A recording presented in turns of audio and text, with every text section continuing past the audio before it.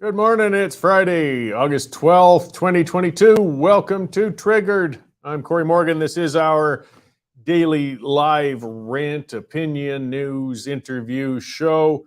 And as I'll explain in a bit, we're kind of getting into the last week of it here. But either way, we'll go out with a good final week as we go, and I'll explain what it's all about in a few moments here. Let's start, though, with some of our important things. I got to cover these daily observances. Just so you know, guys, I looked those up, put them in so folks can have something to talk about while others are logging on and getting on with the show. They're easy to look up, and there's always something to be observed with every day. Today is Truck Driver Day. So, of all things, this would have been more of a subdued day a year ago. But now we've gotten more appreciation, I think, of our truck drivers than we've ever had before. Boy, they were the ones who stood up for Canadian rights, or at least spurred and started that whole thing when no other identifiable group did. So today actually is the International Day you're supposed to recognize truck drivers. And hey, aside from things such as the truckers convoy last winter and things like that, they also deliver your food. They work some long shifts. They lead a whole different lifestyle. Honk, honk, as Paradoxy is saying, and send your appreciation to those truck drivers out there, guys. It's also, speaking of the underappreciated, the forgotten, it's Middle Child Day.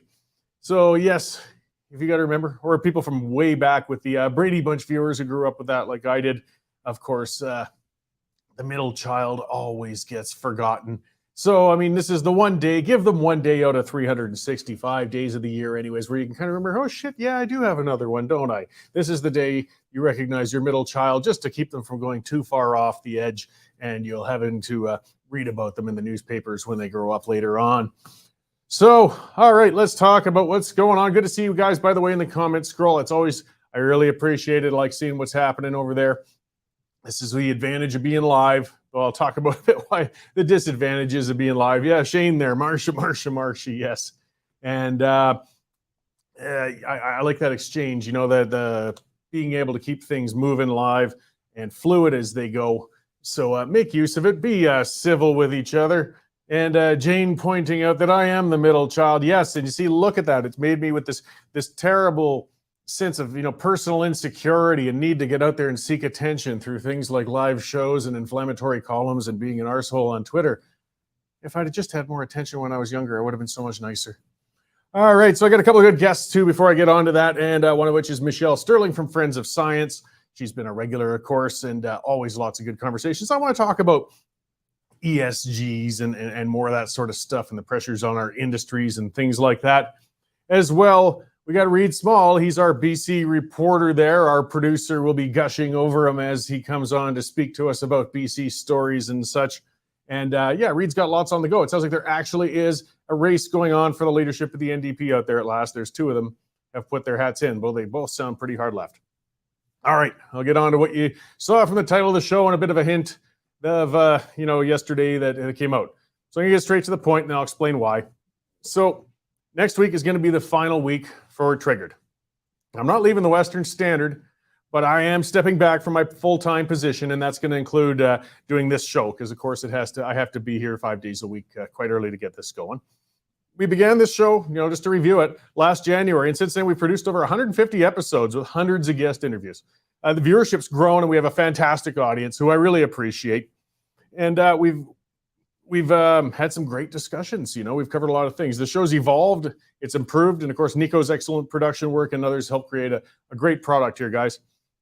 All that said, it's been kind of quite a grind to keep up with things at that pace. And we're a young news organization, and taking on a show like this actually was pretty ambitious on our part. So I've had this is where I'll get on to the it's not you, it's me part of the story, and there's truth to it. I've had a few careers through my adult life. I was in the oil field for over 20 years, traveling throughout North America, and I've owned a few businesses of varying success. I never actually had done a daily 9-to-5 downtown sort of job before. I thought I was at a point in life where I wanted a more stable, consistent 40-hour-a-week career. Well, I was wrong. I'm afraid actually the regularity has been wearing on me. I sort of prefer a more chaotic environment if that can be believed. And I'm more comfortable in not knowing what I might be doing a week from next Tuesday rather than having a set calendar. And I know that sort of thinking drives organized people crazy, but that's just the nature of me. So working here certainly hasn't been any kind of hell on earth by any means. There have been some great times, and I enjoyed many aspects of things, both on the show and off of it. I just had to face the reality that just isn't the role I belong in right now. And I've been growing increasingly uncomfortable in the job. So I've been thinking about this for quite some time. And I realized a few weeks ago, I was actually starting to watch the clock while I'm in the office, to get to the end of the day. And that let me know I'm in the wrong role. I'm at a point, if I'm just not enjoying it, in full, and I'm enjoying lots of it, I just can't continue. So I wrote a letter to the boss, and we started working on transitioning me out of my full-time role. With some time and searching, we found an excellent new opinion editor who's going to be starting and announced pretty soon. The harder part was figuring out what to do with this show. Triggered really helped build and develop our digital presence. We have a well-equipped studio and a number of skilled people here now supporting these productions. And these resources won't be going to waste. There's going to be more productions coming. They're just going to be changing a bit. Linda Slobodian, for example, made a fantastic documentary on that shameful Canadian abandonment of our allies in Afghanistan. And Melanie Risden has been doing some fantastic shows with their interviews and series. Mel's going to be creating some more stuff, actually new stuff to look forward to really soon. We're going to have some announcements coming up on that. So there's a lot to look forward to as the Western Standard continues to grow and fill that void that the legacy media has created in news and opinion. We're going to be producing 5 more shows next week, and the final episode with me at the helm of Triggered anyways is going to be next Friday. And yes, and again, just that reminder, I'm not leaving the Standard. I'm going to be contributing with columns, appearances on shows like The Pipeline, and, perhaps doing other special events and productions. My role just won't be full-time doing this every day anymore. And of course, I'm still going to be visible all over social media and spreading my assholery far and wide as I always have, just not in this show. So we still have a week to go, and I'm not formally going to say goodbye right now, but I just do want to share what's up with you all. I really do appreciate you guys, even the ones I bark at in the comments scroll now and then. And I just want to keep everybody up in the loop with things. So, all right, with that down, let's get on to what's making more important news today and talk to our news editor, Dave Naylor. Hey, Dave, how's it going today? Sorry, Cory, sad day. You know what? At least you're not working full time. You'll be able to, spend more time with your hobbies, kind of like bees. Understand a bit of a problem with them yesterday that we've got some exclusive footage of. Rob, can you roll that video of Cory and his bees?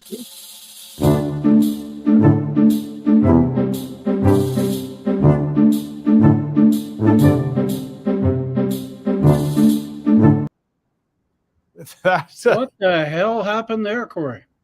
That's the magical flatulence in beekeeping. What you have to do is swallow a queen bee and manage to draw the bees to the other end. Where the hell did you find that thing? Many thanks to Rob for getting that ready for this morning. We've had a crazy busy news morning. Cory led off with an attempted assassination against Salman Rushdie in New York. You'll remember in 1988, I believe it was, he wrote a book called The Satanic Verses, which did not paint Islam in a very good light. The Ayatollahs in Iran put a $3 million bounty on his head. And he's been able to, he was in hiding for years and years and years, has finally come out over the last few years and was making a lecture today in New York when an attacker ran on stage. Some reports say he was stabbed up to 15 times and suffered some very grievous wounds. He's been choppered to hospital, and we're just waiting for an update on his condition. And police at the scene took the attacker into custody. So that's a developing story. Keep checking back, and we'll have all the updates on that. Also developing today is Donald Trump and his search warrant set to be released at 1 p.m. Mountain Standard Time. Our Mike Thomas will be all over that on what the FBI was looking for and what they seized and what they found in Melania's panty drawer. And hot on the site right now is follow to our exclusive that Jonathan Bradley had yesterday, where TD Bank trainers were caught giving seminars telling TD staff not to vote Conservative because Conservatives don't like Indigenous people. They just like pipelines. Well, that created a firestorm on Twitter, and we've got a story up there now on some prominent Canadians and their reaction to the story. So those are the three major stories we've got at the moment. We're going to have more TD Bank comment this afternoon. We got an interesting column from our Dave Makachuk. You'll remember earlier, I guess 2 weeks ago, it was announced that Dina Henshaw received a $250,000 bonus for her work on COVID. She's Alberta's chief medical officer. Well, our Mr. Makachuk is urging her to give it to charity. We all suffered during the pandemic, and Miss Henshaw could go out and buy a condo in Costa Rica or a new Bentley, but Dave's urging her to give it to some charities, and he lists them. And if the good doctor follows through, Dave will match it. Not to $250,000, but he'll donate $20 to every charity that Dr. Henshaw donates to. So I think Dave's a poor pensioner. He's not getting much money for penning columns for us. So that could be a financial hardship for him, but I'm sure one he'd love to do. Well, it's probably a safe bet that he's probably not going to have to match them, but I'm certain he will put his money where his mouth is if Henshaw actually steps up. I like the creative way to talk about how those dollars could be used right now. Yeah, Dave's a very generous guy and supports a lot of charities. So yeah, it'll be interesting to see if Dr. Henshaw does anything about it. Right on. Well, appreciate the update, Dave, and the fantastic B video, and I'll check in with you after the show. Okay, Cory, thanks. That is our news editor, Dave Naylor. Again, listing out some of the top stories that are going on today, and of course, lots that'll be coming out throughout the weekend. We do have a number of reporters across the country. I'll be speaking to Reid out in BC. We've got that Newfie up in Alberta here. He's doing a great job. Mr. Green up there. We got Chris Oldcorn in Saskatchewan, Matthew Horwood in Ontario. It's really been taken off. And of course, Jonathan Bradley, who really hit it out of the park with that TD breaking story going on there. And the reason we're covering this stuff, nobody else broke that. Nobody else found it. Because we're an independent media outlet, guys. We don't take tax dollars. We aren't asking for them. We just refuse to take them. And we rely on you guys as subscribers to keep doing this. And you've been great. We got thousands of subscribers for $99 a year, $10 a month. You get full access to this stuff past the paywall and straight in, unique content, columns, things like that, like Makachuk with his shots on where to put the money that Dr. Henshaw has gotten to, again, that stuff on TD. So just that reminder, help support independent media, guys. It's important for us. $10 a month, it's a pittance, like those lefties like using when they have a new spending initiative. Less than a cup of coffee a day. And I'll talk about some good coffee, when you get that savings that you can buy for that, by the way, when I'll talk about sponsors. But that'll be in a little while. So let's see what else we got in the comments, scroll. Yes, I am going to miss you guys. Most of you anyway. Some of you are jerks. For the most part, you're pretty good.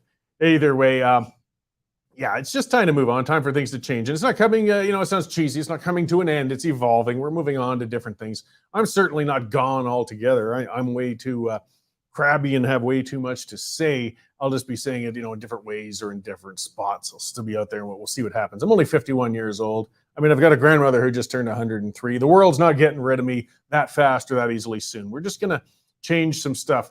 As Al's saying, will the Trigger platform continue with someone else? I'm not sure. We're still looking at some things. There's going to be a lot more digital content coming out because this show does eat up a lot of the resources of our daily, routine and that. With the production and planning and gear and that. And then with this not happening, at least initially every day like that, it gives some room to kind of rejig and look at some of the other productions that we can focus a little more on and expand on. As I said, those who've been watching Melanie Risden's series has just been going fantastically. If you follow on YouTube, you won't see it there because we watch it. We keep getting kicked off over there. So you'll find those on Rumble and Facebook. And we're still kicked off of Twitter for the time being. I guess Western Standard's account, they're probably going to make that full 1 week suspension for daring to report on. And as Dave said, that's one of the top stories. It's another one from Jonathan. It was just a story because Denmark has banned vaccination of children. That's all, for COVID-19. We didn't give the opinion on why the ban happened or anything like that. We just reported the story and tweeted it, and we got punted for a week as well. That was kind of combined with a story from Chris Oldcorn in Saskatchewan about kids being foster kids being vaccinated without parental permission. So we'll see what happens as things move along. Definitely we've set things up for a live broadcast. A little bit of what happened, just to give some candid inside stuff, is we kind of bit off almost a little more than we can chew to start with. This was a big endeavor for us as a publication that's not even 3 years old yet. It was only just basically over 2 years old when we decided to start doing a live show. And it's been a great learning curve, and it really has been going well in a lot of ways. But we almost should have started with a bunch of, easing in, record productions, smaller interviews, things like that. And we dove right into a daily grind with a full-on show like this, because there is a void that needs to be filled. I mean, talk radio, people know it. For the most part, it's horrific now. It used to be great. I mean, a lot of us cut our political teeth listening to some great talk radio hosts and interviews. And now it's got awful. So, we've created this show to fill that. And it's gone really well. It's gotten to where it has. Now it's just kind of time to reevaluate and reset. But I'm pretty sure, I mean, I can't say for sure when and how, but there's going to be more live productions coming of some sort. There is a void to fill. We'll just have to do it carefully and make sure we do it right. And we'll go from there. Princess Cory consuming all the cake. Yeah, I don't know. And Shirley saying, what's happening. As I said, it's just time for me to move on from the full-time role, and I'm still going to be contributing to the Standard, and I'll still be coming up on stuff. We'll still be doing specials and things like that. We're just going to change it. We're just learning as we go. Because, we've got a good audience. We don't want to abandon you guys. All right, let's go through some of these news stories and what else we got going on. This one was a beauty I found sitting out there on the land of Twitters. And this was, I can't remember which outlet put that out. It was Zero Hedge. It's more of an aggregator to find stories from elsewhere. But apparently the Deutsche Bank is predicting that wood's going to be used for heating purposes in Germany a lot where possible, because they're in the midst of such a energy crisis right now. And that a growing number of households are already using firewood for heating. And they're very worried about it. There's going to be a run on it. The price of wood's going up. People are starting to scavenge. People are going in the trees. This is how bad it's getting. This is how nutty it's getting. This was the country that everybody celebrated only a few years ago. Look at this green shift in Germany. Look how wonderful they are. Look what a brilliant move they've done. Wow, these guys are darn near net zero. Now they're net screwed. They're looking into a winter, and they are dependent on sporadic sources of gas. They're rushing to reopen their coal capacity. They've even shut down their nuclear. So now it looks like they're going to be burning wood. And let's not pretend this was just due to the Russian-Ukraine situation. We were talking about this. I think Michelle probably came on the show to talk about this last year. They were talking about cooking over candlelight last year to just about this time, because they knew they were coming up on an energy crunch. And we got to remember, this is the path that our federal government wants us to go down. We've seen this path is a proven failure for citizens. It's a disaster. Yet we're still moving on full speed towards this disaster. This train is running towards a crash, and I don't know what on earth is going to stop it. Okay, I see Michelle in the lobby. I'm going to speak to our sponsor first before I bring Michelle on. These guys have been great. I want to plug them as much as I can. Remind you guys, I love this coffee mug. I really do. And I put this for my Twitter profile with me drinking liberal tears. And boy, they get upset on Twitter they get upset with me on Twitter for a lot of things. But that's one of the pieces of swag that come from Resistance Coffee. These guys are great. They're a good conservative outfit. They make no bones about it. And they're as unwoke as it gets. I mean, they'll help wake you up with that good coffee. It really is good. You don't have to drink a bad coffee to make a social impact. You can drink good coffee, plus have some fun with names of their coffees like Defund the CBC, Empty Promises, things like that. They're a Western Canadian company. They deliver their coffee. I know a couple of our commenters, they've ordered it, and they're saying that they're giving good reviews. Hey, if we sold you guys bad coffee, you'd be letting us know. I know you guys are about as unfiltered with me as I am with you. So check these guys out. They're a Western Canadian company. If you go to resistancecoffee.com/triggered, and you'll get 10% off in your first order. And then 10% of your purchase goes towards groups that stand up for your freedoms, such as the Justice Center for Constitutional Freedom. So, 20% of your purchase, well, it's 10% saved, and the other 10% is going to a good cause. It's all win-win, and you end up with a good bunch of coffee. Check them out, guys. It's another way we stay independent. All right, let's bring Michelle Stirling from the Friends of Science in. I kind of left it open. Hey, Michelle, how you doing? I'm good. How are you? Thanks for having me on the show, Cory. Good. No, it's always good to have you back. And I did, as I said, I don't have a specific subject in mind because it's just so easy to talk to you, and there's the same subjects keep coming up. We kind of covered this last time, I believe, but still, we keep hearing about ESGs. That's that buzzword, that's that term, that's that push, because this is something that's more, in my view, frightening almost than when the government's bringing in their environmental controls. It's when we're seeing corporate efforts to try and embrace this ideology. and they're bringing in some pretty crazed policies, I think almost self-destructive. Can you kind of explain what ESGs are? Well, the ESGs are a new form of accounting, if you like, for a company's performance. Like rather than counting them based on their financial performance, it's based on very subjective views on environment, social, and governance. And so this is where also all the things like the diversity and inclusion come from, having everybody of every description on your board rather than people who are technically competent, who could add something to your board of directors. It's having a climate risk person or group. It's accounting all of your scope 1, 2, and 3 emissions, which means when you get down to scope 3, if I'm a potato vendor and I sell you potatoes, I have to try and figure out what you're going to do with those potatoes and how much emissions there will be from it. So, I don't know if you're going to make chips from them, bake the potato, turn it into a salad. So I could actually be held legally liable if I make a mistake and lie about your end use in the scope 3 assessment. So it's really a way to hog tie corporations and also individuals into carbon constraints and legal liabilities for things that are beyond their control. It's a terrible thing. And in fact, Al Gore's Generation Investment Management is one of the key pushers of it. It says so on his website. And the push for it comes from what's called the UNPRI, the United Nations Principles for Responsible Investment. This is a group of about 1,000 institutional investors, pension funds. They sit on something like $100 trillion in assets under management, and they have been pushing ESG accounting since 2005. So what this means is that if you're a corporation, your investors, if they're signatory to the UNPRI principles, they will come to the board and say, listen, guys, we think that you should align with the Paris Agreement, and we think that you should go along with, say, what the Eco-Fiscal Commission says and does. And this happened in 2015 with NEI Investments. NEI Investments is the credit unions of Canada and Desjardins out of Quebec, if you can believe that. Credit unions were the basis of community funding and support during the Depression. And now they're actually crushing and destroying freedom of speech and free market investment. Yeah, well, and this sort of sickness travels through, all of even the major institutions, of course. And though it's not an ESG thing, it shows a lot of that attitude of, I think, almost a Quisling sort of thing. I mean, these companies are just bending over for the activists who push and push and push, and they'll never win. They're feeding a crocodile.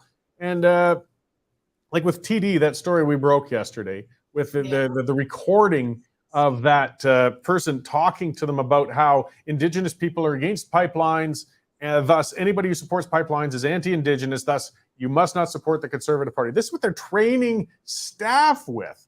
Plus, this is, I guess, in a roundabout way, telling them, don't invest in energy things. I mean, it's anti-Indigenous to invest in pipelines. Like, that's some of the ludicrous mentality that starts coming through. And that's how the extreme activists have been shutting things down. It's not just blocking railways and projects. They're getting into the boardrooms and they're managing to succeed. That's right. And, we have to look at people like Mark Carney, who came out and said that firms not considering climate change will go bankrupt. Well, okay, investors said, fine, we won't invest in oil and gas then, we'll just back right off. This is why we have an energy crisis. For decades, the UNPRI and its little signatories have been pushing governments and corporations to divest from fossil fuels. ENGOs have been pushing pension funds at universities to divest from fossil fuels. And ironically, it was the World Economic Forum in 2006, in their annual report on global risks, they clearly stated that a global oil price shock would be very destructive to the global economy. Now, they took that off their list of global risks in 2020. And they also took pandemic off the list. They replaced it with climate change. Now, why would they do that? Is this a situation where people like, say, George Soros, who capitalized on shorting the British pound and made a fortune? He nearly bankrupted Britain, I think it was back in the 80s. Perfectly legal what he did. But is this a situation where markets have been so manipulated that certain parties are now capitalizing on the energy crisis, while, as you mentioned, in Germany and in Europe in general, people are being pushed completely into heat or eat poverty? People will die from these policies and from these bad decisions made by these market manipulators. How do we stop them? Well, that's the biggest question, is how do we stop them? And it's getting so insidious, and it's hitting on so many levels, and it's so absurd. I mean, I'm just hoping that as we see these world examples, I mean, some people can wake up. Like, look, we're seeing in advance what's happening in Germany today is going to happen to us next year or the year after if we continue on this course.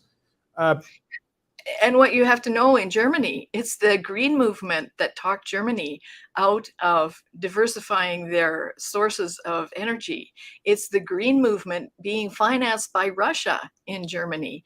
And Germany and the EU are actually financing the conflict in Ukraine. They are paying hundreds of millions of dollars every day. So they're financing it and destroying their own economies in the process. It's an unbelievable non-conflict war strategy to crush a certain sector of the global economy, and it's working, unfortunately, very well. Well, and I'd like to think, unfortunately, I've said it before recently, things are going to have to get worse before they get better. People have gotten complacent. They don't act until they get that direct kick in the butt, but that kick is on its way. And I see some of this, like this is a story just today that climate change rewrites to the National Building Code. This is from the government and from a few years ago. They think it's going to add $30,000 per home in costs to every home going forward. And that's just the national one. Now we got, lunatics like Gondek with her $87 billion climate plan, who I imagine wants to expand even on that.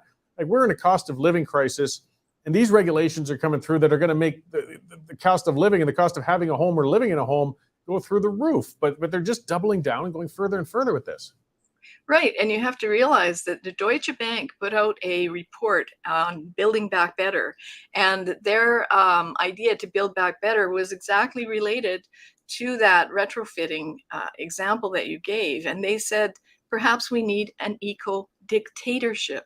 Because what happens if a person doesn't want to retrofit their home? What happens if they can't? Maybe it's built in such a way that it can't be retrofitted.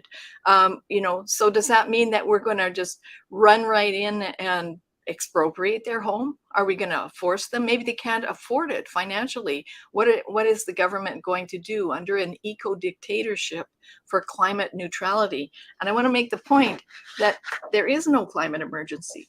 This is what's known as representative concentration pathways. And this is where the concept of a climate emergency came from. This is an implausible scenario because it has none of the mitigations that we presently have. But this has been the foundation of most climate research.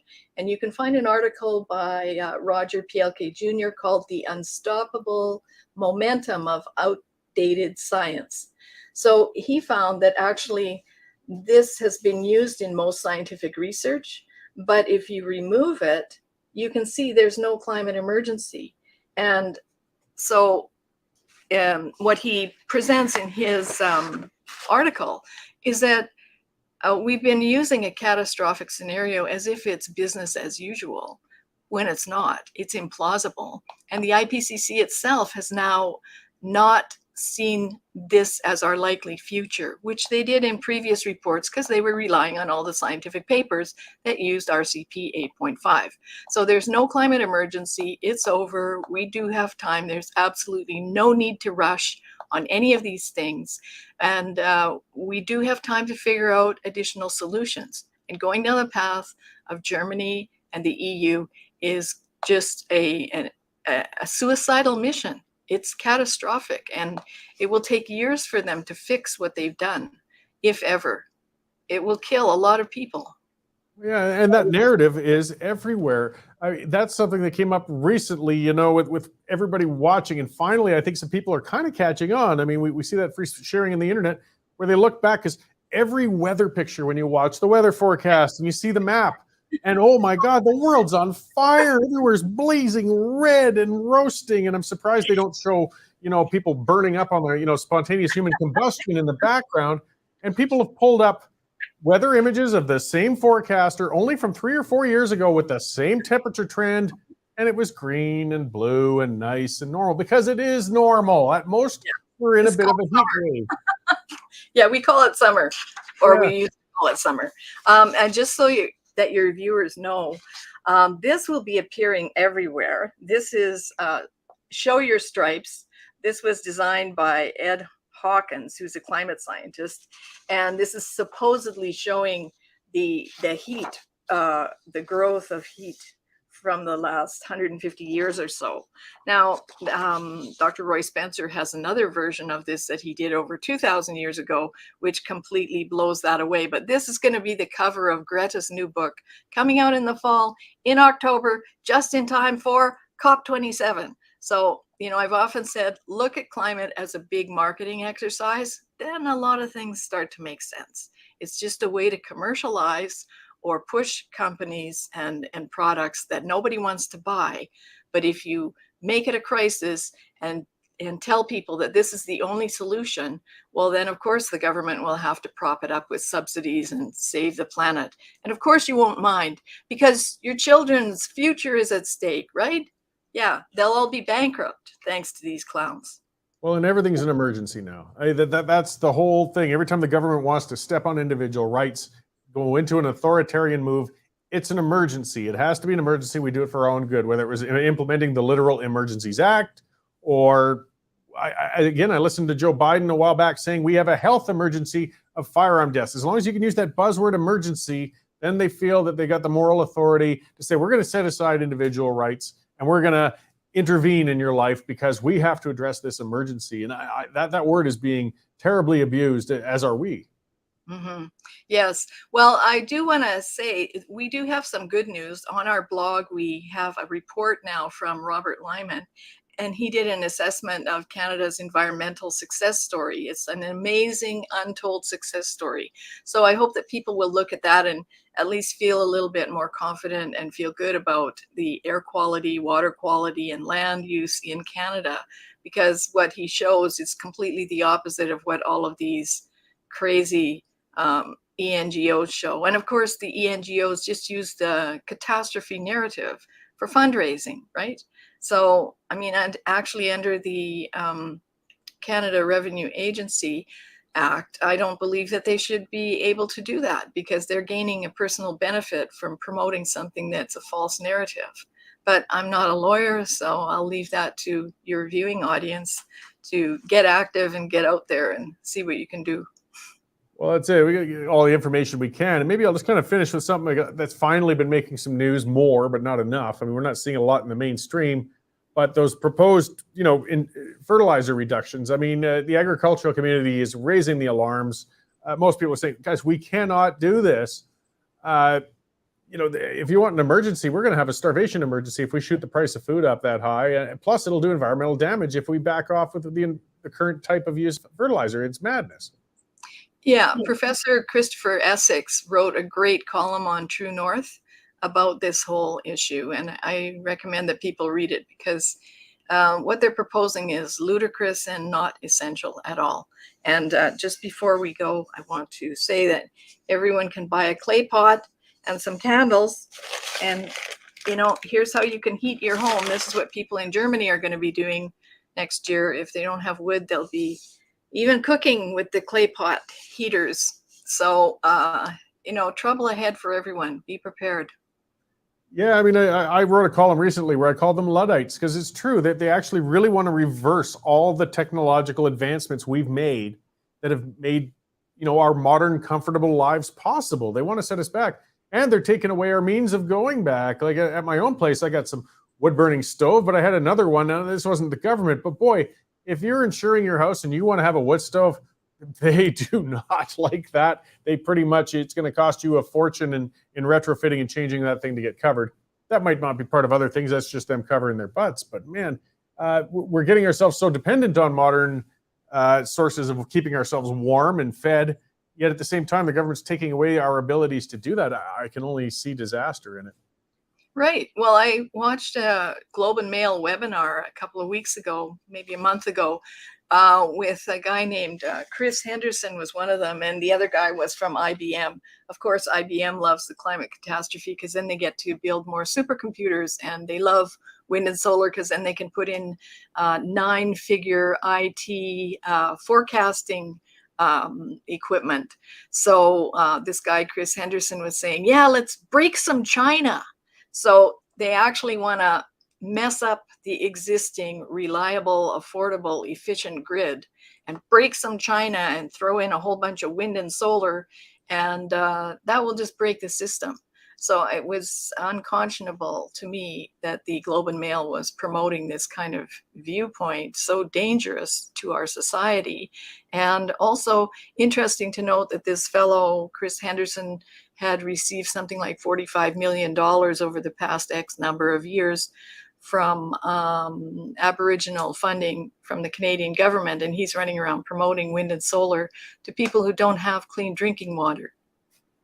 Yeah, I think we've got more pressing priorities than worrying about having the wind blowing and generating power.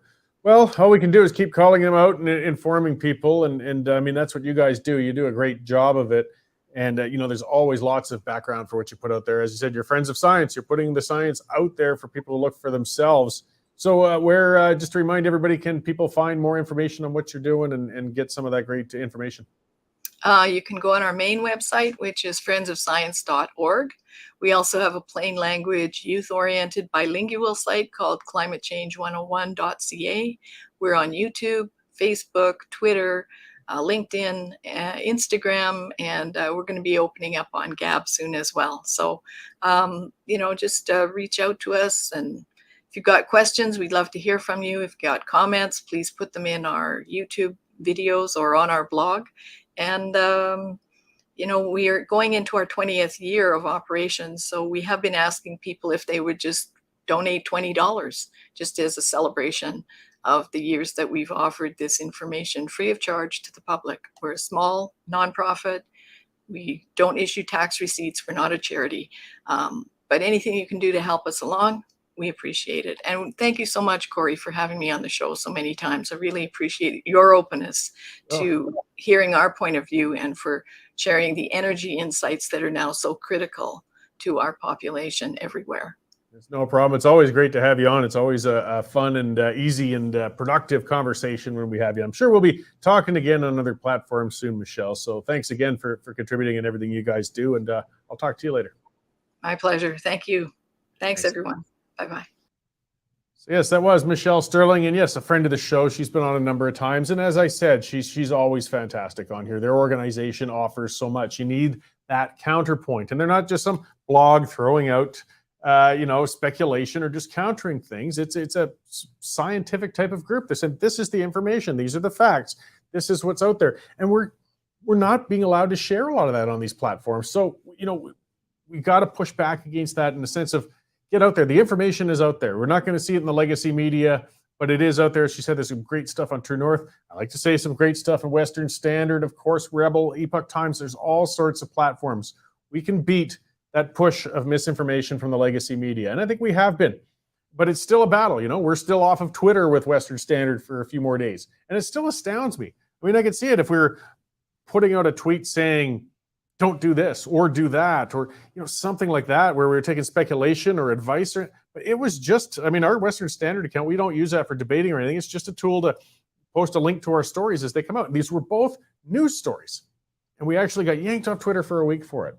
Got to watch it. So get to those sources, though. As I said, there's good sources out there. There is real information, counter information, and you can find that with the Friends of Science. All right, let's see. I'm going to speak before I get on to some more news items about us. Speaking of sponsorship and paying our bills and staying independent, the Canadian Shooting Sports Association. These guys have been sponsoring us for quite some time. If you own a firearm, want to own a firearm, or if you just support the rights of others to own firearms, you got to be a member of these guys. Their membership isn't that expensive. This is what it gets down to, is we've got to take care of ourselves. You got to kind of kick up because no one's going to do it on your behalf. Well, Tony Bernardo and the Canadian Shooting Sports Association will do it on your behalf, but you got to be a member, right? And they're pushing back against this government that's trying to take away your property, your ability to target, shoot, to hunt, to collect, whatever you want to do. It's your business. The government's trying to take all that away. And if you don't organize, you're going to lose. So get on there. Plus, there's all sorts of resources as well, just as an organization, as an association. Like I said, links to events, to gun trade shows or shooting sports events, things like that. It's all there. Check them out. Canadian Shooting Sports Association. Kind of the easiest way is just to Google them. And their website is cssa-cila.org. Take out a membership. It's for your own investment in yourself. All right, let's see what else we got going on. Ashley Ellis says he's trying to get the Luddites to adopt him, but so far no luck. Yeah, well, keep trying. Just got to get the right bowl cut and some black pants with no buttons on the back or something. And I wish you the best with it. But if things really go to hell, if they really do, I don't imagine this true dystopian catastrophe, but I do worry about it. If we hit a real energy crunch and a food crunch, I tell you, it's the urban hipsters who are pushing all this crap who are going to suffer the most. It's the ones living in these high-density neighborhoods downtown that don't even know how to grow a geranium, much less where they might be able to get clean water for themselves if things go bad, or to get around or heat their place. They're going to be up for a hard time. Luddites, they're going to be fine. Or I see the burden is sweet. A commenter saying they have a wood pellet stove. It's clean burning and the wood particles are recycled, manufactured in Alberta. You got wood stoves, things like that. I'm not going into the whole survivalist thing, but I'm saying if you get some hard times, we start seeing brownouts and things like that with like this ridiculous push for electric vehicles, even though we don't have the infrastructure for it. You might need some other needs to, or means to generate things to keep yourself going, or at least going in comfort. And I tell you, I'll be a lot more comfortable out in my acreage than a lot of the people in the city if it comes to that. But we should avoid this. We shouldn't have to hit the crash. As I said, we're watching it in action in Europe right now. It's already crashing. It's already falling apart. It's already a mess. Let's stop this. We're sitting on some of the best natural resources on the planet, everything from coal, oil, gas, metals, forestry. We shouldn't be sitting on our hands. We should be developing it, and we do responsibly, but we got a government that's trying to transition us out. Yeah, they're going to transition us into poverty. Energy, it's a need, guys. We need it. We live in Canada. It's friggin' cold in wintertime. I'm afraid this has to be said, but with the people like Prime Minister Ding Dong there, I mean, he's never really had to worry about things like that. The maid starts the fire in the bedroom for the bearskin rug for him and whomever to spend a romantic night. But those of us in the real world have to deal with bills and energy, and we will actually freeze to death if we don't have it. Let's see. Yeah, Dave brought that up with a laugh earlier, with Doug Ford. There's that story, but yeah, showing the bees all in the guy's butt. And I keep bees. I'm an amateur beekeeper, a first-year one, so a novice, I guess, would be a better way. Yeah, I see it. What's that? Marilyn saying Doug Ford swallowed a live bee on a presser. Yeah, he needs my help. I don't know if I could help with that, but we've got other things going on. I just got an update from our news editor, Dave Naylor, on something there. Maybe we'll pop him in quickly to bring us up to date on that. So it sounds like some sad news, Dave. It is sad news. Cory confirmed that the actress Hesh has passed away in hospital in California. She was in a bad car wreck earlier this week, in which her vehicle basically drove into a house and a garage and exploded. She had been in a coma for several days, suffering what's called a catastrophic brain injury and burns. Her agent said she wanted her organs donated, so they were in the process of doing that. And just a few minutes ago, it was announced she has passed away. She gained fame when she was married to the talk show host Ellis for a bit, and sort of faded out of public view for the last couple of years. Was doing a podcast last week. I think it may have been Thursday. Don't quote me on that, but evidence of cocaine and fentanyl in the blood. So she was certainly not fit to drive and did so, and it's ended up costing her life. Well, yeah, it's unfortunate. I mean, I don't know. I don't keep up much with celebrity news, but seeing them, things fall apart and just wastefully. I see some of those videos that came out of that and everything. I guess in some senses we could be thankful she didn't hit anybody, and it was just a lone tragedy, I guess, but still sad to hear. Sad to hear. And again, another apparently what seems to be the pitfalls of getting hooked on drugs or doing drugs, Cory. Fentanyl is a dangerous, dangerous game to play. It is indeed. All right. Well, thanks for the update, Dave, and we will talk to you later. Thanks, Cory. All right. And some others pointing out some of the shows that Hesh had been in, the remake of Psycho. Angela saying car crash, right? Yeah, it was a car crash. There was a lot of videos of it. At one point, she'd crashed into a garage. Somebody took a still. It looked like there was a bottle of vodka at her feet, but with the checking of her blood and everything else, she's gone into hospital. It sounds like she had a lot of fentanyl and cocaine in her. And I don't know. I mean, I don't follow celebrity news too much. I don't know how much trouble she may or may not have been in personally.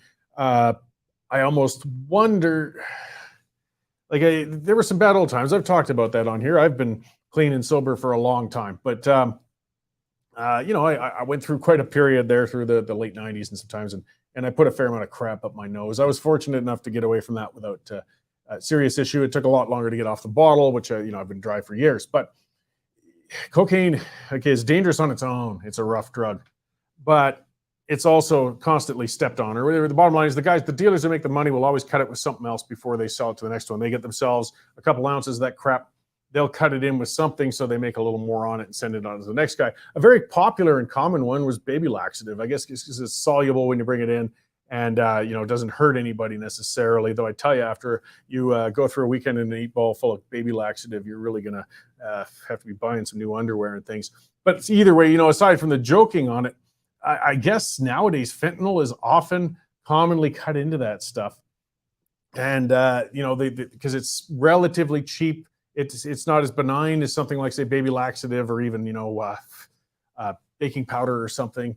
And it maintains still some sort of high. I've never had that crap in me and I have no intention of it. But she may have inadvertently gotten some stuff spiked with that. If even a person's used to unspiked Coke, and then they go shoving their head full of it, and it turns out it has a bunch of fentanyl. It sends you way off onto a different edge. I don't know. It's all speculation, but as others are saying, Jet Gorg and others, just don't. It's the drugs they were always bad, and they've gotten a lot worse now. And it's unfortunate, just to see somebody passing on, whether you liked their politics or whatever. The bottom line is it was somebody who was still relatively young. Looking at those videos, it was terribly dangerous. She was obviously very wasted, whatever way it was, in her car at a high speed. And thankfully, at least she didn't run anybody down and everything. But we bring those live updates on as things come on, good news and bad. All right, let's see. Here's some interesting claim. The Department of Public Works says that working from home saves money. So this is getting back to the government always... Their ineptness, their incompetence, their terror of the unions. They're trying to find their excuses. The bottom line is, we reported on that the other day, a lot of these guys who started working from home during the course of the pandemic don't want to come back. They like it too much. They've settled in. This is cool. I like this. I don't want to have to go back and do all that work. And it's showing. This is part of why the passport renewals are way behind. Immigration, pretty much every government service is fallen terribly behind. And it's a mess and it's a wreck. And a lot of it's because these guys are at home. Look, guys, it only saves if you're doing your job. And I'm going to take my shots because I always do with lazy federal government civil servants and actually civil servants on most levels. I know there's some hardworking ones out there, but come on, guys, your reputation for being lazy paper pushers didn't come from nowhere. You weren't doing a hell of a lot when you were showing up for the office. Once you started going home, it only went downhill. So you guys try to polish that turd and claim that you're going to save money by having these clowns at home? Not until you clean things up and actually get a work ethic out of them. But they're scared of those employees. I mean, in the real working world, we talked about that before when that report came out saying that they don't want to come back to work. Well, if this was the real working world, you know what happens? You get fired. You say you show up for work or you're done. In this case, they're busy kissing their butts and trying to make the excuses to say, well, maybe this is a good idea. It's not. If you guys can learn how to maintain the services you had already while they're remote, then I can live with it. Because yes, there are a lot of jobs that can be done remotely and from home and effectively, but you've got to have controls in place. And obviously the government doesn't have that. So fix that first before you worry about letting these guys sit around at home suckling on our collective taxpayer teats at the expense they have, because we can't afford these clowns much longer. All right. Let's see what else we got going on here. Oh, yeah, I got to read. I'm bringing them in. What am I thinking? Just got distracted as I'm clicking on things. So I got Reid Small in the lobby. He's our BC reporter. He's been on a number of stories, and we're going to catch up and get updated on BC. How's it going, Reid? It's going good, thank you. Right on. Good to see you. Lots going on out there kind of lately in some strange ways. I mean, I'll start with kind of the more dull one in a sense, but it's important. The last time I had you on, we were talking about the NDP leadership race. This is a race for the new premier, and you only had one contender. I mean, you'd think with such a top job, you'd have a lot, but finally you have two now. Yeah. As we talked about last time, Premier Horgan announced his forthcoming retirement from his role as leader of the party. And that was in June, and several weeks went by, and no one was announcing that they'd be running for leadership. A whole bunch of people said that they wouldn't be, and a lot of those people threw their support behind Attorney General David Eby. And it was kind of understood that he was going to, after some time had passed, make his announcement that he'd be running. Sure enough, after several weeks went by, he sent out a tweet saying, big announcement coming this afternoon. Everybody kind of rolled their eyes and were like, yeah, well, we know what's going to happen. You're going to announce that you're running. No one else is going to run, and you're going to be leader of the party a lot sooner than the December 3rd election, considering no one else would have been running against him. Well, all that changed a few days ago. Anjali Appadurai, she's a well-known climate activist in BC. She ran for the federal NDP in the riding of Vancouver Granville in the 2021 federal election. She lost to her Liberal opposition by less than 500 votes. So she's very well known, and just out of nowhere, she announced that she'd be throwing her hat into the ring. And David Eby was probably pretty excited to coast through without having to go through any debates or anything like that. But now he's going to be forced to answer some questions from, I guess, what you could describe as the more radical environmentalist side. Appadurai is, she's very much anti-Coastal GasLink. She was up in Wet'suwet'en a couple weeks ago. So she's very much involved with, the old growth, old growth logging crowd, anti-fracking crowd. And a lot of that group, they feel like Eby, who used to be an activist himself, has, in her words, become, an establishment guy. And so she's looking forward to representing the environmentalist crowd and kind of throwing a wrench into the gears. I mean, Eby's got the majority of support. 48 out of his 57-person caucus has said that they're supporting him. So this is more of just throwing a wrench into the gears and prolonging the process and forcing him to answer some questions. But it seems, I mean, again, most people would say that he'll still end up winning the leadership, but we'll see. Yeah, well, I mean, again, as you said, I mean, neither, well, at least from a conservative point of view, are really people I would consider moderates, but still, at least I think it's in everybody's interest to have a contested race, even if she's coming kind of from the activist viewpoint. Make there be some events, make there be some debates, some discussion, because I mean, there's nothing more undemocratic than an acclaimed leadership. No, absolutely. And the election is on December 3rd, and if she didn't throw her hat into the ring, Eby would have been premier, I mean, possibly by October. But now, that's going to delay it a couple months, and there might be some dialogue, as you mentioned. She's also, I have the name here, the director of campaigns for an organization called the Climate Emergency Unit, which is a Canadian organization whose overarching goal is to, quote, press for the implementation of wartime scale policies in Canada to confront the climate crisis, which is pretty interesting. So we'll. That's not your statement. Yeah. Well, the crazy of politics, I guess. I imagine she's a pretty long shot, but at least hopefully it'll, as I said, bring in some more debate. Looks like you got a couple of fans in the comments scroll there. Jet Gorgon and Angela Williams, the BC gals, are all coming out for you here. Just that reminder, we do have a BC reporter, and we cover those stories. We don't talk about it nearly enough out there. They can find my email at the bottom of my stories. Great. Okay, well, there's more going on. Speaking of extreme activists and lunacy, the old stand by the Gastown steam clock, some idiots poured molasses on it. Yeah, the Stop Fracking Around, a new organization, Vancouver-based organization that just formed this last week. They launched their website, and yeah, they showed up and they got the megaphones out, they got the ladder, and they started dumping molasses on the steam clock, which they said represented oil and gas.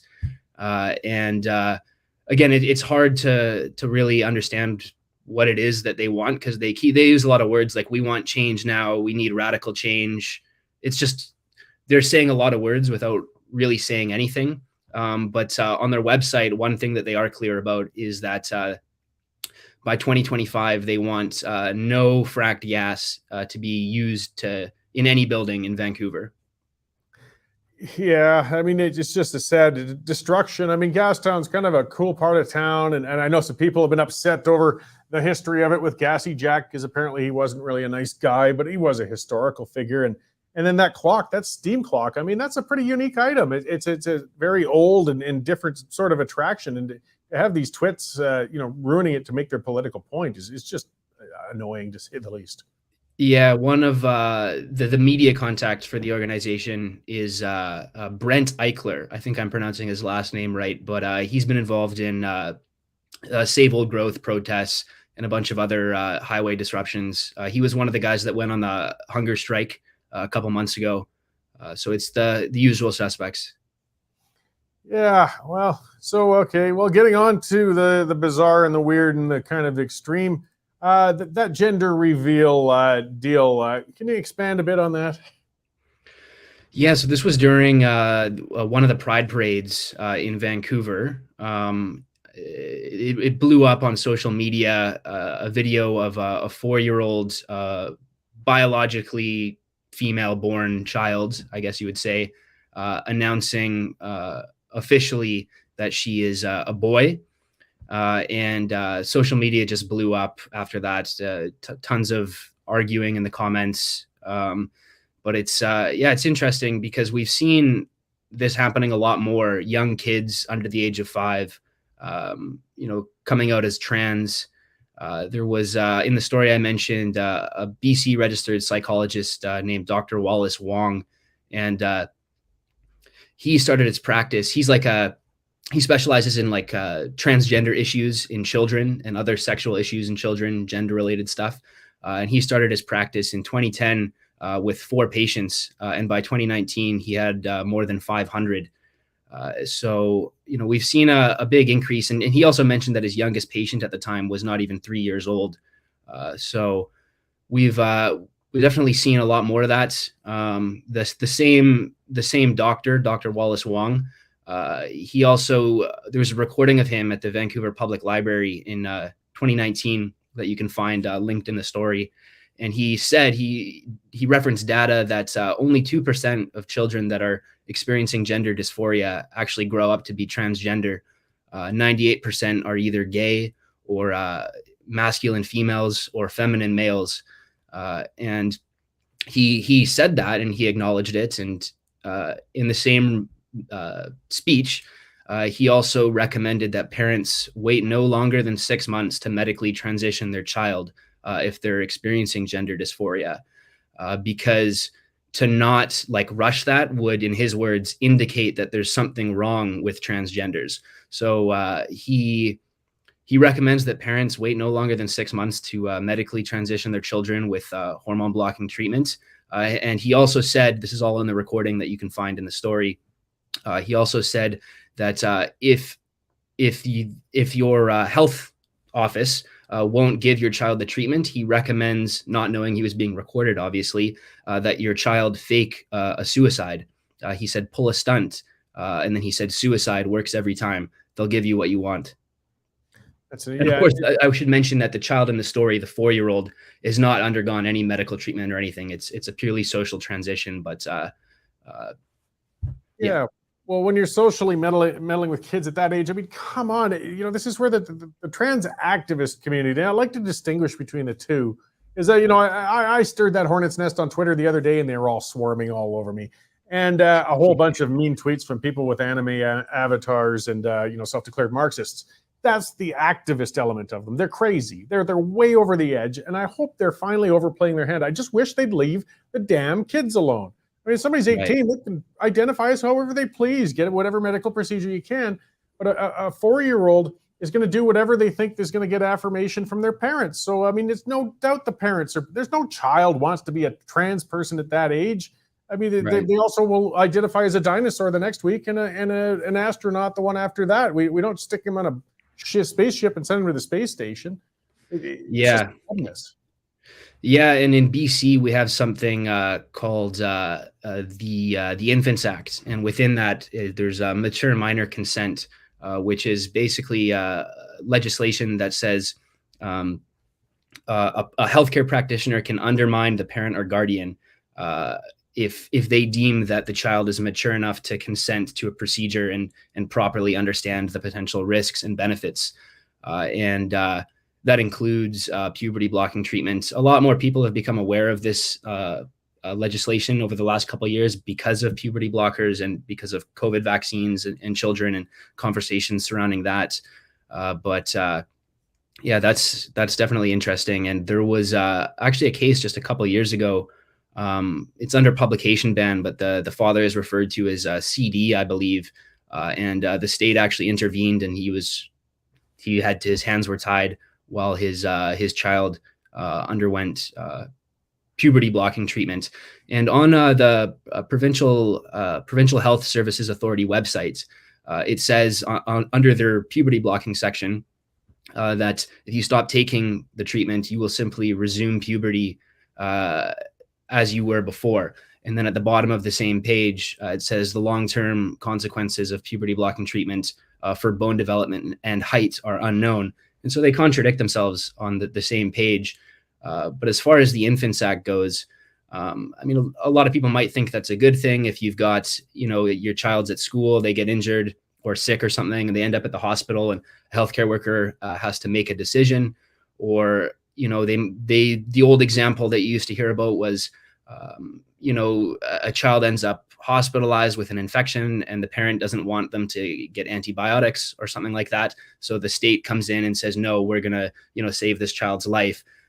But over the last few years with, all the transgender stuff and puberty blockers, it's forced a lot of people to revisit that legislation. Yeah, and there are some serious consequences. I mean, we all know at least that, that's children are developing, they're growing, it's integral. The reason the body is producing these hormones, it's more than just the gender aspect, guys. It involves their bone development, their brain development, their physiological well-being. And when you start messing with that, you make permanent changes. They can't change their mind once they're 18 and their body is a developmental train wreck. And again, when I get this being pushed far more than by the parents rather than a child who's identifying one way or another, as some others are kind of saying, it's child abuse. Yeah, and that's the thing is a lot of people will say, yes, that is child abuse, but the argument of like Wallace Wong or a lot of other healthcare practitioners, for example, they would say that it's child abuse to prevent your child from getting the puberty blocking treatment that will allow them to live as their true selves. So it's this crazy situation where it's like one person saying this is child abuse, the other person saying this, and it's become so divisive, like with everything else. But recently, Sweden actually implemented a policy where no child can get puberty blockers before the age of, I believe it was 16. And then between the ages of 16 and 18, they have like a very honest, rigorous process where they are actually honest about what the treatment does. And I think it was Astrid Lindgren is the name of the children's hospital there. And the top doctor there said that the treatment was akin to chemical castration. And they actually used the drug Lupron to chemically castrate sexual offenders in Korea. So again, there's just been no honesty around the conversation. And, like I mentioned before, the contradiction on the Provincial Health Services Authority website, just right there, the idea that this is just like a safe treatment and a child is mature enough to consent to that. I mean, just look how many regrettable tattoos are out there. Oh yeah, I've got a few of them. And but yeah, I mean, it sounds like Sweden's taking kind of a good common sense approach. I mean, it's not denying that there's some people that truly want to be trans and it's time to change and they transition later and it makes them happier, and good for them. But let's just make sure that, well, for one, gotten up to at least 16 and then very informed consent on moving along with what could be some permanent changes. But just shutting the door on this ridiculousness with the minors. I mean, I saw, of course, memes are always out there, but there's a great one that just kind of says it all. It showed a pair of your usual blue-haired progressive parents, and the child, I'm paraphrasing, the child says she likes the color blue and likes playing with G.I. Joes. Let's take her to the surgeon. Like it's almost at the point that it's at. I mean, they're kids. They go through all sorts of things. Just hang on, let them get to their teen years, because that's kind of a point I think too. I'm certainly don't know for sure, but they're pretty confident, at least more in their sexuality. If they're gay or different by 16, there's a much better idea of what's going on, and that confusion's starting to settle. Right. And yeah, as I mentioned before, that Wallace Wong, the same doctor, mentioned that only 2 out of 100 kids who are experiencing gender dysphoria end up actually being transgender. Most of them are gay, masculine, female, feminine, male. And then also the gender reports.ca, they've got some interesting data there. And over the last decade, they said they've seen a 10-fold increase in medical transitions of children, like under 18. Yeah. Well, and I saw others with we saw some school teachers, one who obviously was pressuring the kids a lot and said, wow, look at that. 9 out of 17 of my students have now declared themselves to be trans. Like, really? Come on. No, you're... but the battle goes on. I mean, I think, I don't know. I just hope that some common sense prevails eventually on it. All right. Well, is there anything else you're working on before I let you go there? Yeah, I've got the listeners can stay tuned for a story that I've got coming out this weekend that's exploring the question of whether or not BC officials will be re-implementing COVID mandates in the fall. A lot of people are questioning that. And so I'm going to do a deep dive into that question. Well, that's not controversial. Okay. Well, good. Looking forward to that, Reid. And thanks for coming on today. And yeah, we'll keep up that good coverage out in BC. Awesome. Thanks so much, Cory. Right on. Thanks. So yes, that is our BC reporter, Reid Small, covering a lot of stuff. A good common sense guy. I don't know. We got some weirdos in the commenting there, that Rob Ward guy and things. But I mean, they are all expressing support for our fine journalism out there. And actually, Reid is a really good journalist. He's doing some good stuff out there. And covering, again, the things that the legacy media isn't. And this is just getting to be way too far. And it's funny, because something, as I said, I got as somebody else put it, the trans mafia after me on Twitter yesterday. It was a high-profile trans activist tweeted it, go ratio this guy, and that's just a term for everybody coming on. They called me every name in the book. Doesn't hurt my feelings. I just block them. But part of what got them wound up was I just did say that the trans activists are setting back the LGBTQ movement by decades. And I still stand by that, and I mean it. And a lot of them, do you understand what the T is in that? Yes. And I understand the difference between the T, being a trans person, and a trans activist, because those are two separate things altogether. And I guess, yes, there's rational trans activists out there too, absolutely, because there are some trans rights that should be respected, and I'm fine with that. But the insane cancel culture way out in the fringe, transitioning 4-year-olds, canceling feminists, swimming with their balls hanging out in a woman's swim meet, they've got to be called out. It's insane. They've gone way over the edge. They've gone way too far. The ones that want, I mean, we saw recently with a change room, a senior citizen got banned from a YMCA change room because she complained because an unsurgically changed trans person was hanging around in there with the cock and balls hanging out in the ladies' change room. Guys, if you haven't taken the parts off, you don't belong in there. We got to draw some lines somewhere. But the activist crowd is pushing it way, way, way too far.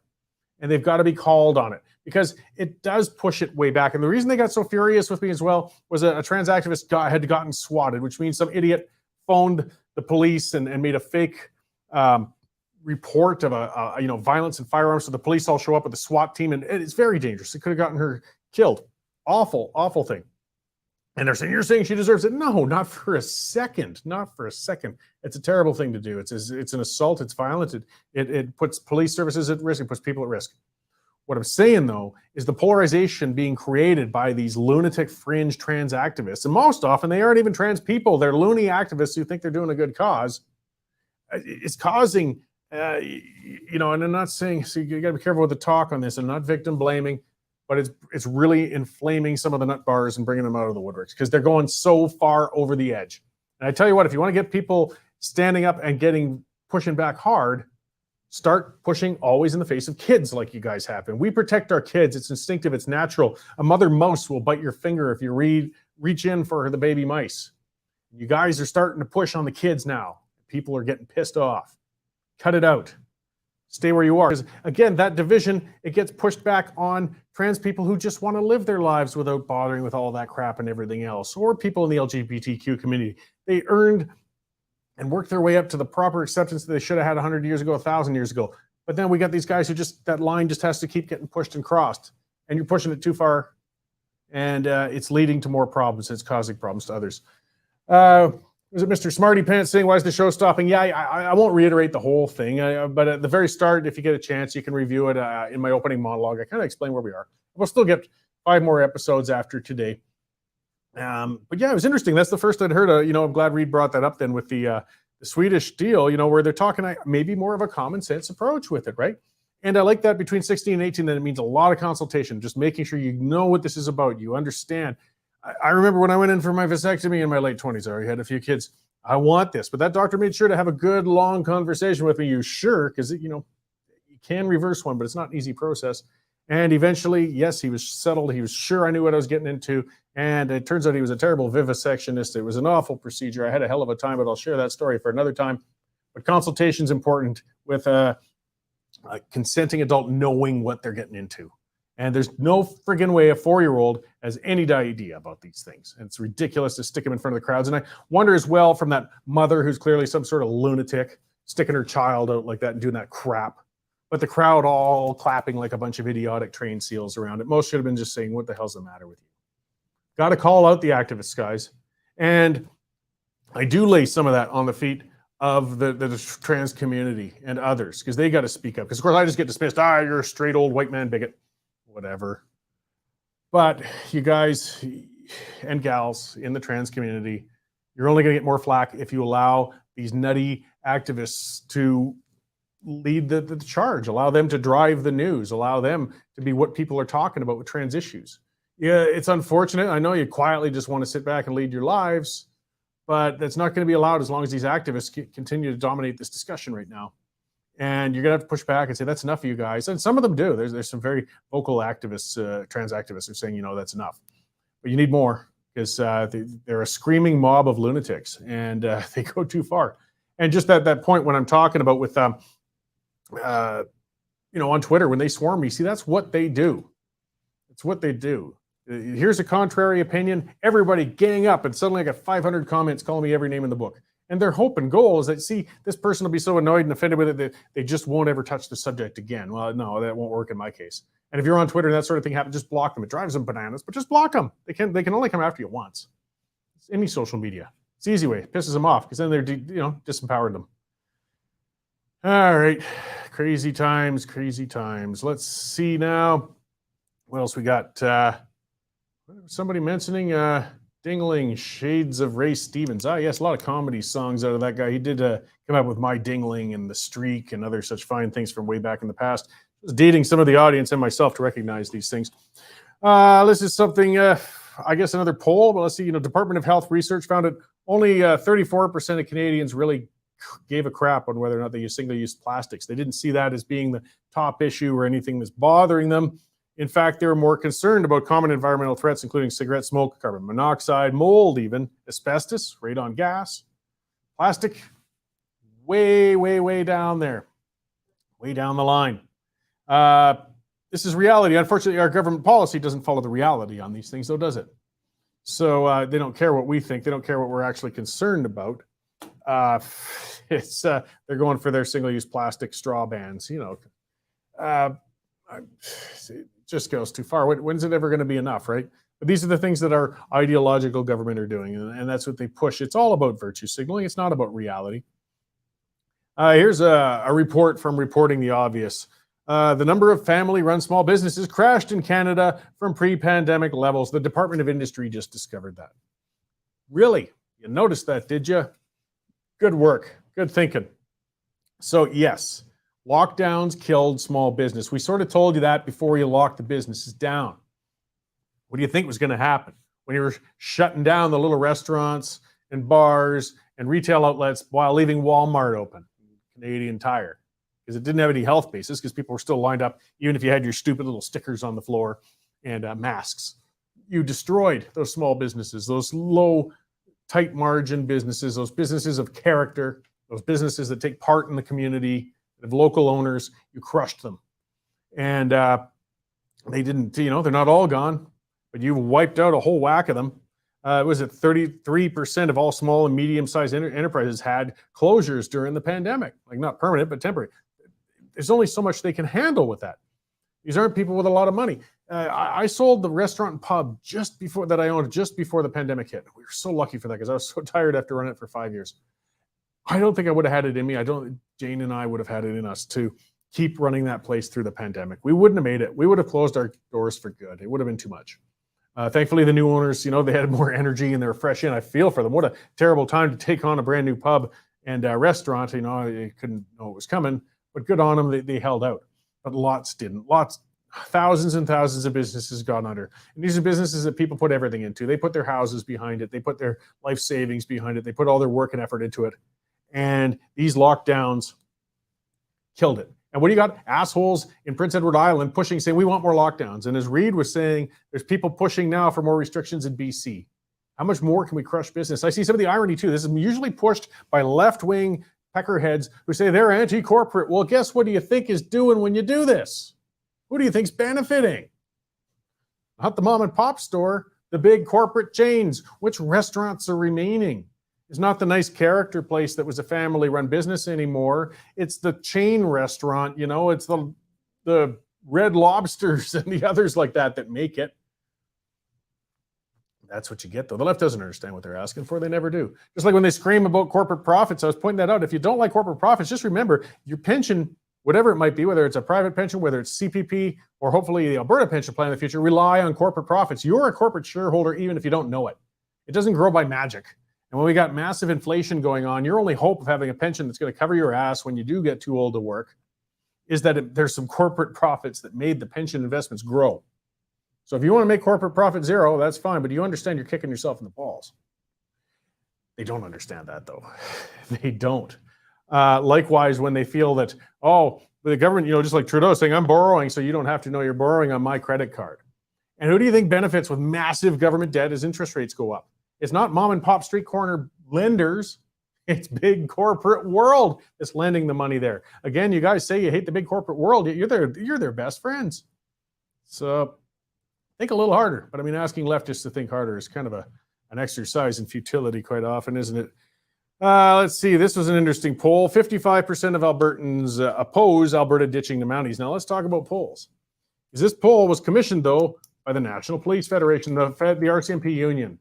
So take that one with a big, giant grain of salt. I did have, to their credit, Kevin Halwa come on, and he talked on the show about why they felt that we shouldn't move to provincial force and everything.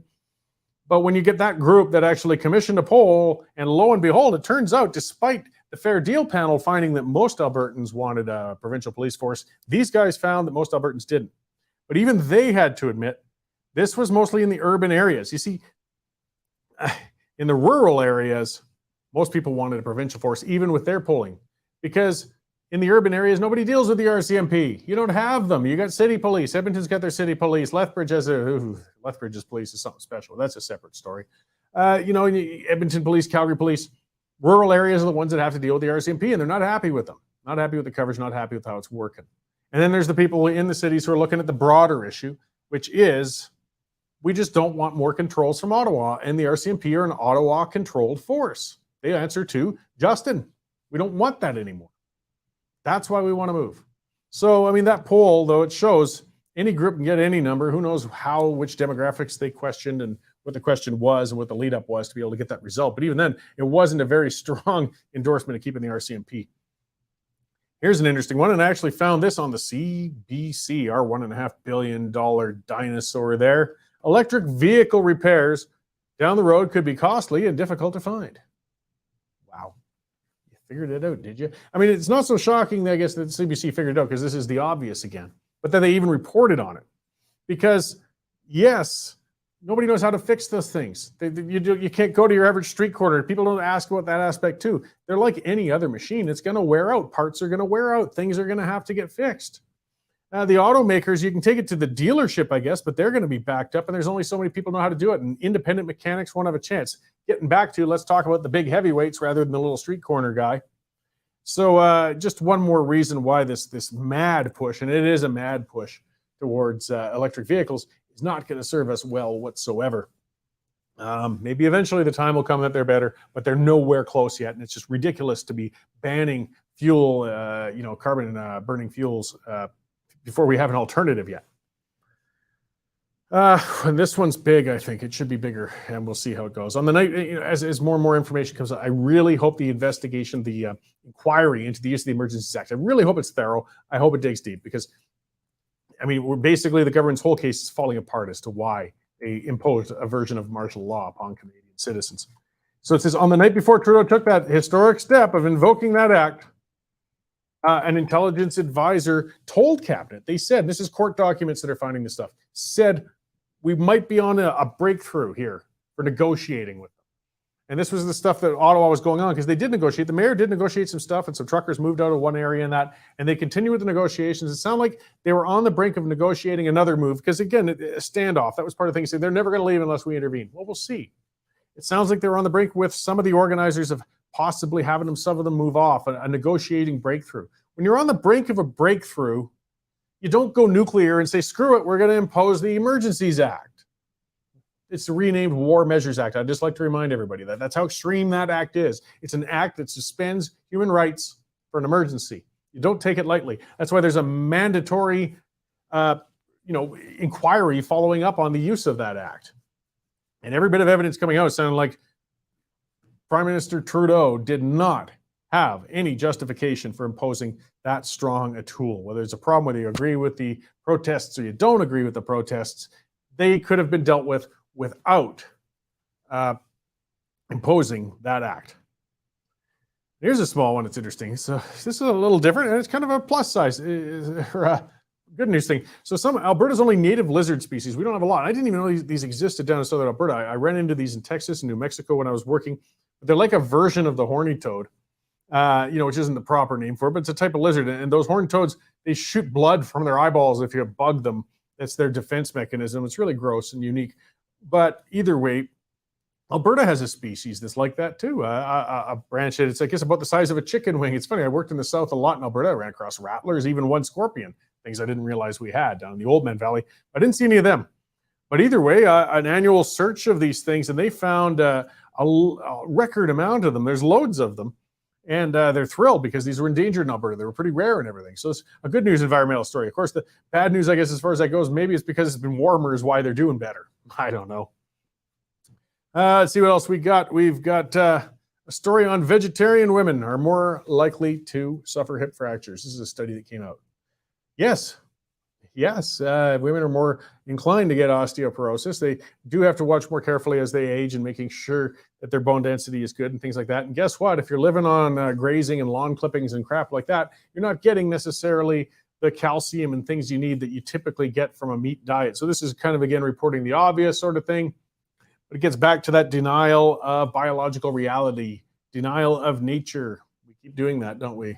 Well, one of which is, we can just switch over to a vegetarian diet. Guys, we got canines. We got forward-facing eyes. We're meant to eat meat. You can reduce the amount. I think we should be very humane with how we raise and treat our meat, but we are meant to eat it. In fact, if you can't eat it, you won't be able to go and feed a cow a pork chop sometime and see how it's doing with it. We are meant to eat meat, and we have health consequences when we give up on eating meat. There are supplements. I mean, a proper vegetarian diet can be done, but you got to be careful with it. You really got to make sure that you fill the voids in your dietary features that you wouldn't typically have if you had meat coming in. And a lot of women probably aren't because they're doing it on a trendy factor rather than researching properly. So be careful, you vegetarians. You could have long-term costs to some of the stuff you're doing. And, well, just hope for the best. All right. I think that's about it for today. So, yeah, I got to head out. I'm going to High Prairie tonight. I haven't been up there in quite some years. That'll be an interesting drive and spend some time there tomorrow and look around. And on Monday, I'll be back. I'm going to have Jay Hill. I'm going to go through a lot of our guests, our regular ones, you know, like Jay, who comes in. He's always a good voice on federal issues. I talked to another one of our Western Standard personalities that day. And of course, there'll be a whole bunch more ranting and raving and opinion and news stories to cover at that time. So thank you all for joining me today, guys. It was another good show, or at least I think so. And I really appreciate it. And I'll see you all again at 11:30 a.m. sharp on Monday, guys.